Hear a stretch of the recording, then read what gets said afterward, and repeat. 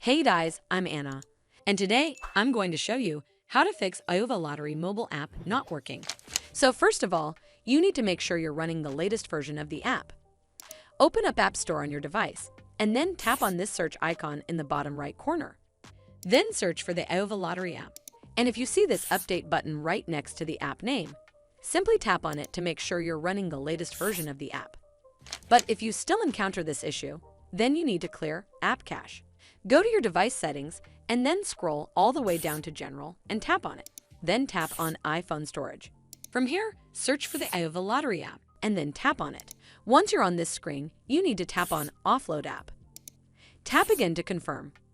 It'll take a bit for processing, and then a Reinstall button will show up. Simply tap on it to reinstall the app.